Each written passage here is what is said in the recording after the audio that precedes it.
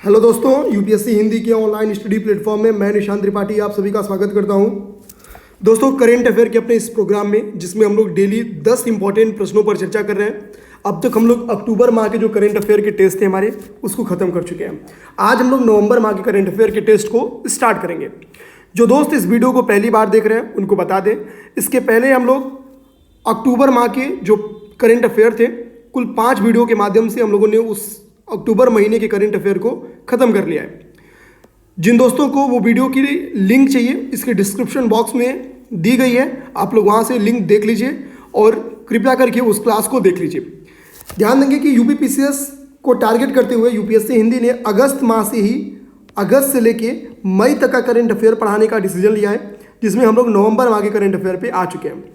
इसके पहले हम लोग अगस्त और सितंबर माह के करंट अफेयर पढ़ा चुके हैं। आप लोग यूट्यूब पे हमारी उस वीडियो को खोज के हम लोग जल्दी उसका प्लेलिस्ट तैयार कर लेंगे, आप लोगों को परेशान नहीं होना पड़ेगा और उम्मीद करते हैं कि कल तक आपको प्लेलिस्ट उसकी मिल जाएगी। तो अगस्त, सितंबर, अक्टूबर 3 महीने के करंट अफेयर खत्म हो चुके हैं। अगले 5 दिन में नवंबर मंथ के जो करंट अफेयर है वो खत्म हो जाएंगे। तो आज का हम लोग टॉपिक देखते हैं, जो करंट अफेयर के टॉपिक हैं जिन पर हम लोग क्वेश्चन के माध्यम से डिस्कशन करेंगे। साथ ही साथ दोस्तों आपको बता दें कि आप लोग इस प्रोग्राम को ज़्यादा से ज़्यादा अपने दोस्तों में शेयर करिए। हमारे चैनल यूपीएससी हिंदी को सब्सक्राइब करिए। करंट अफेयर डेली आपको इंपॉर्टेंट क्वेश्चंस जो है वो मिलते रहेंगे, इस बात का वादा है मेरा। आयोग जितनी भी एग्जाम कंडक्ट कराती है, चाहे वो आरओ का हो, यूपीपीसीएस हो, हालांकि हम लोग का टारगेट यूपीपीसीएस ही है, चूंकि आयोग ही अन्य एग्जाम भी कंडक्ट कराती है। आरओ की होगी, बीईओ जैसे एग्जाम हो गए, अभी जस्ट एग्रीकल्चर का आया हुआ है, उन सभी एग्जाम में ये करंट अफेयर के प्रोग्राम इंपॉर्टेंट होंगे। बट हम लोग का पूरा टारगेट है यूपीपीसीएस प्रीलिम्स। उस नज़रिए से मैं इस डिस्कशन को शुरू करूँगा। हम लोग देखेंगे ये 6वां हम लोग का लेक्चर है। इसके पहले हम लोग डेली के हिसाब से, जो डेली हम लोग करंट अफेयर का लेक्चर ले रहे हैं, उसमें हम लोग का ये 6वां क्लास है। इसके पहले हम लोग 5 क्लास ले चुके हैं। आज के हम लोग के टॉपिक है 16 साइकी हाल में चर्चा में रहा क्या है, चंडी पाडवो त्योहार जो कि चर्चा का विषय रहा क्या है, बंधु हाल में चर्चा में रहा ये क्या है, मानसर झील जो कि हाल के दिनों में चर्चा में रही है, ये क्यों इंपॉर्टेंट है और कहाँ पे, इसके बारे में देखेंगे।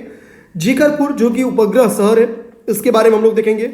शशि एस वेम्पति समिति बनाई गई थी, ये समिति किससे रिलेटेड है और किस मंत्रालय ने बनाई है, बेसिकली इन सब चीज़ों पे हम लोग चर्चा करेंगे।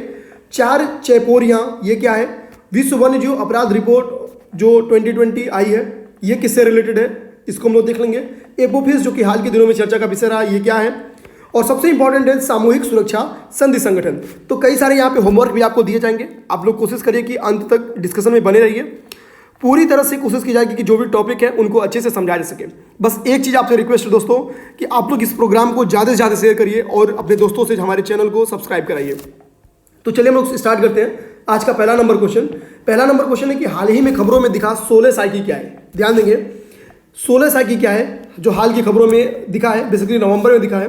बोल रहा है ऑप्शन है ये एक क्षुद्रग्रह है, ऑप्शन बी कह रहा है ये एक धूमकेतु है, ऑप्शन सी कह रहा है ये एक एक्सोप्लैनेट है। तो ध्यान देंगे, और डी कह रहा है कि इनमें से कोई नहीं है, यानी क्षुद्रग्रह नहीं, न तो क्षुद्रग्रह है, न तो धूमकेतु है, न तो एक्सोप्लैनेट है। ठीक है, तो ध्यान देंगे कि जो हाल ही के दिनों में 16 साइकी चर्चा का विषय रहा है, बेसिकली यह एक क्या है, क्षुद्रग्रह है। आप लोग आराम से इसको एक शॉर्ट नोट्स के तौर पे लेते चलिए। ठीक है, हाल के दिनों में ये जो देखा गया है ये एक क्षुद्रग्रह है। इस क्षुद्रग्रह की सबसे बड़ी 2 खूबियां हैं, जिन दोनों खूबियों को हम लोग यहाँ पे देख लेते हैं। इस क्षुद्रग्रह की सबसे पहली खूबी है कि ये जो क्षुद्रग्रह है ये मंगल और बृहस्पति के बीच की कक्षा में घूमता है। ये मंगल और बृहस्पति की बीच की कक्षा में घूमता है।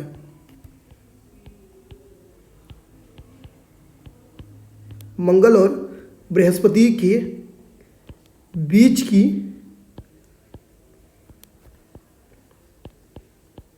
कक्षा में घूमता है। ठीक है, हाल के दिनों में जो क्षुद्रग्रह दिखा गया है ये बेसिकली मंगल और बृहस्पति के बीच की जो कक्षा है उसमें घूमता है। सेकंड क्या है, इसकी इंपॉर्टेंट फैक्ट है, ये पूरी तरह से धातु से निर्मित है। ये पूरी तरह से धातु से निर्मित है, इस चीज को ध्यान देंगे। तो ये 2 इससे रिलेटेड इंपॉर्टेंट फैक्ट था। और ऐसा माना जा रहा है कि इसकी कीमत जो है, अगर इसकी कीमत जो है वो है डॉलर में देखा जाए तो 10,000 क्वाड्रिलियन। ठीक है, यहाँ पे लिख देते हैं क्वाड्रिलियन, इसकी कीमत आकी गई है इतनी डॉलर। ठीक है, तो इसकी कीमत कितनी ज़्यादा आप यहाँ से अंदाज लगा सकते हैं, क्योंकि पूरी तरह से जब धातु से निर्मित है, जाहिर सी बात है कि इसकी जो कीमत होगी वो कुछ ज़्यादा ही होगी। एक सेकेंड, ठीक है, क्या हो रहा है भाई, ठीक है। आते हम लोग सेकंड नंबर क्वेश्चन पे। सेकंड नंबर क्वेश्चन क्या है कि एक त्योहार के ऊपर है और उस त्योहार का नाम है चंडी पाडवो त्योहार। ध्यान देंगे, जो हमारा सेकंड नंबर क्वेश्चन है वो एक त्योहार है और उस त्योहार का नाम है चंडी पाडवो त्योहार। इस त्योहार के बारे में हम लोग ध्यान देंगे कि शरद पूर्णिमा जो आती है ना दोस्तों, तो शरद पूर्णिमा के अगले दिन, एक दिन बाद क्या होता है कि ये त्योहार मनाया जाता है। तो पहली बात कि शरद पूर्णिमा के एक दिन पश्चात इसको मनाया जाता है। ध्यान देंगे, इस त्योहार को शरद पूर्णिमा के एक दिन पश्चात मनाया जाता है। इस त्योहार की सबसे बड़ी खूबी है कि ये शरद पूर्णिमा के एक दिन पश्चात मनाया जाता है। बेसिकली जो ये त्योहार है, पूछ रहे कहाँ मनाया जाता है, तो ये गुजरातियों के द्वारा मनाया जाता है। बेसिकली जो सूरत वासी है उनके द्वारा। तो सूरत वासी का मतलब ही निकल गया कि गुजरात में मनाया जाता है। तो सूरत वासी जो कि देश के किसी कोने में या विदेश के किसी कोने में होते हैं, बेसिकली इनके द्वारा ये मनाया जाता है। और चंडी पाडवो त्योहार पे एक परंपरा क्या है, ध्यान देंगे कि वो केवल जो मिठाइयाँ सफ़ेद होती हैं, सफ़ेद मिठाइयाँ खाना पसंद करते हैं इस त्यौहार के दिन, सफ़ेद मिठाइयाँ।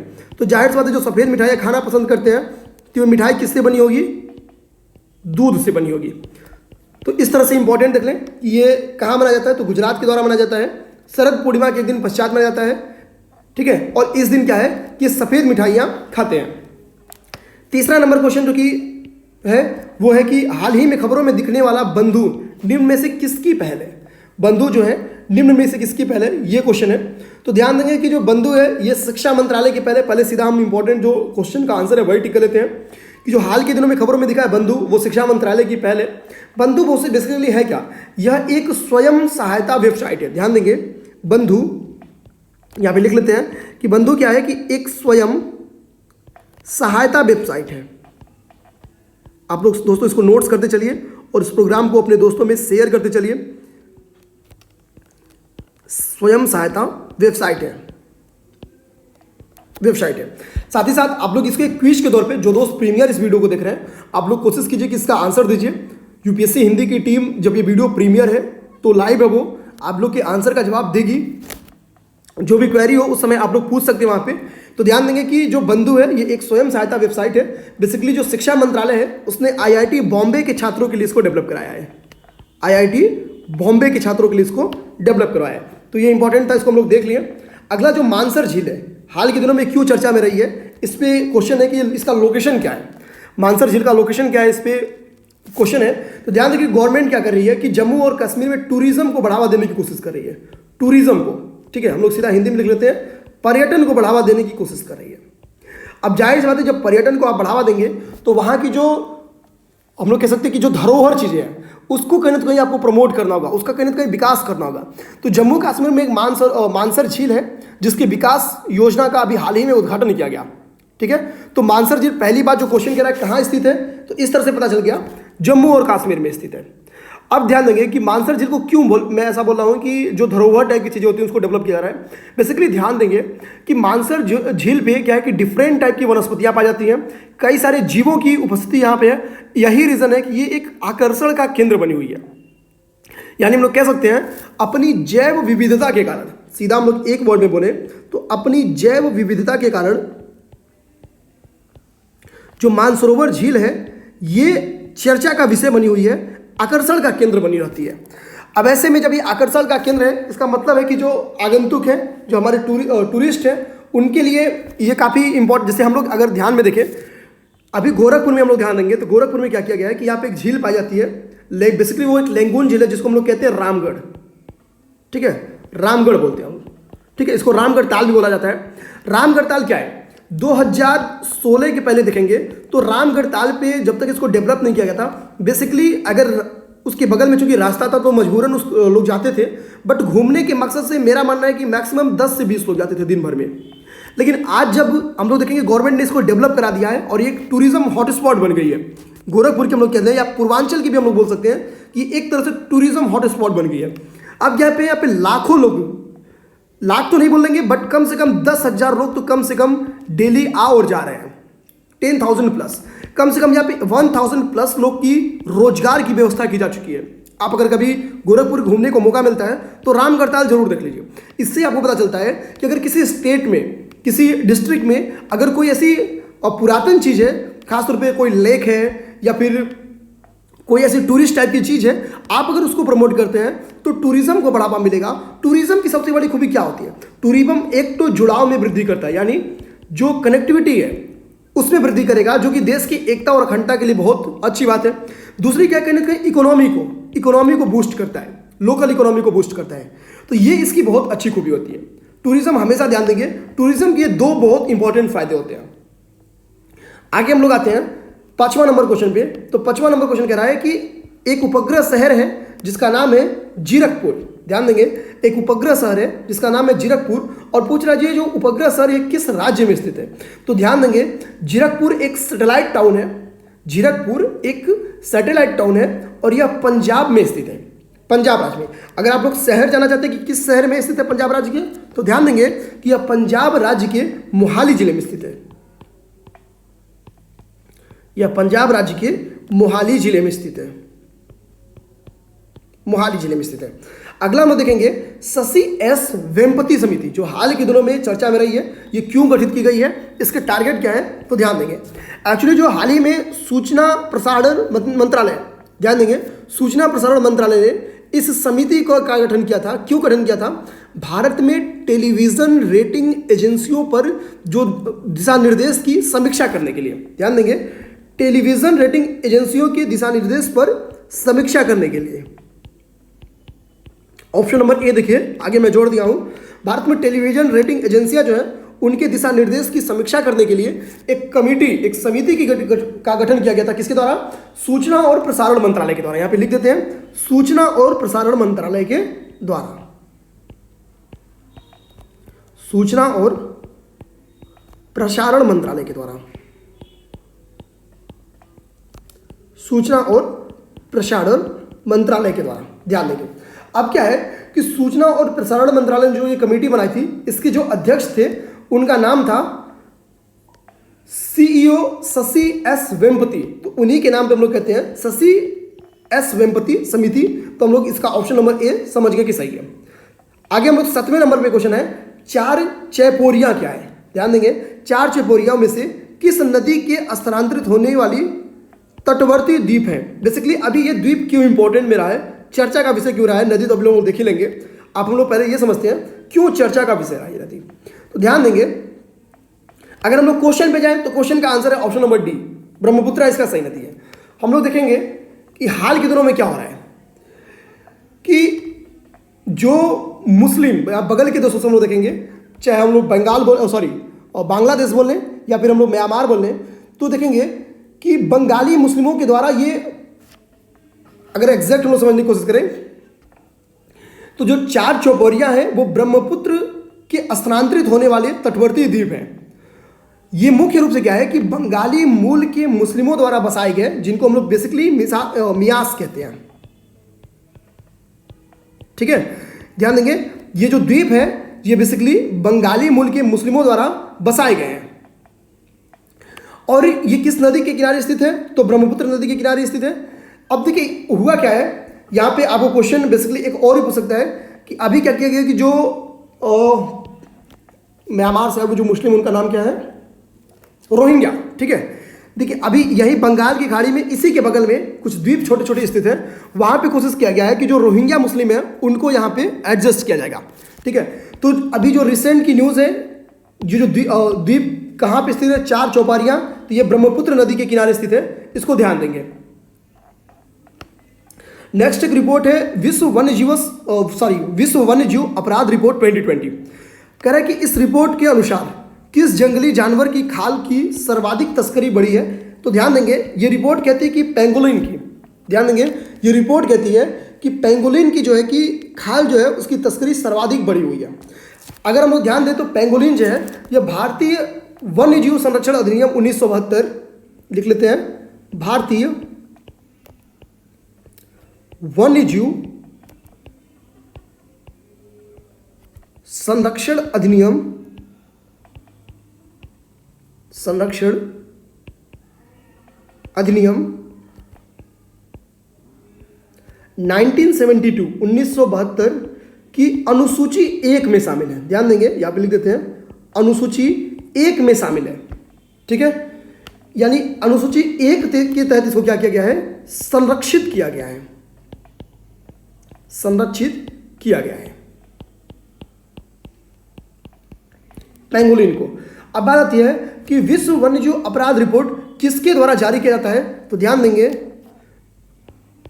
UNODC, फुल फॉर्म अगर हम लोग देखें तो United nation office on drugs and crime, United nation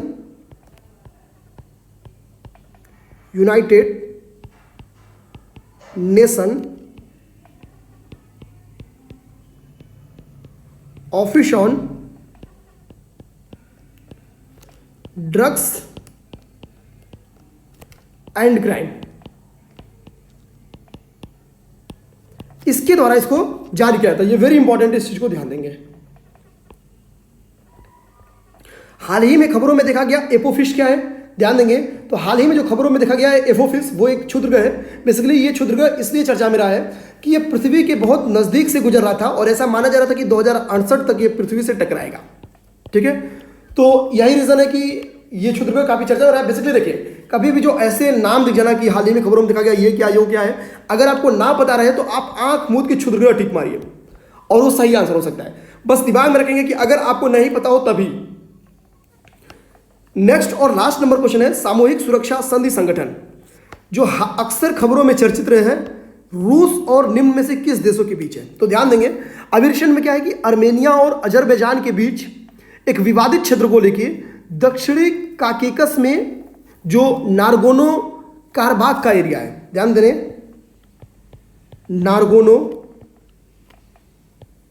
Nagorno Karabakh का जो एरिया है, बेसिकली ये एक विवादित क्षेत्र है किसके बीच में, अर्मेनिया और अजरबैजान के बीच में।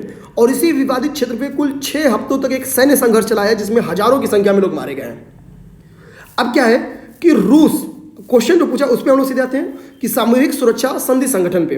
तो जो सामूहिक सुरक्षा संधि संगठन है CSTO, यह एक अंतर सरकारी सैन्य गठबंधन है। ध्यान देंगे यह एक अंतर सरकारी सैन्य गठबंधन है, यह एक अंतर सरकारी सैन्य गठबंधन है।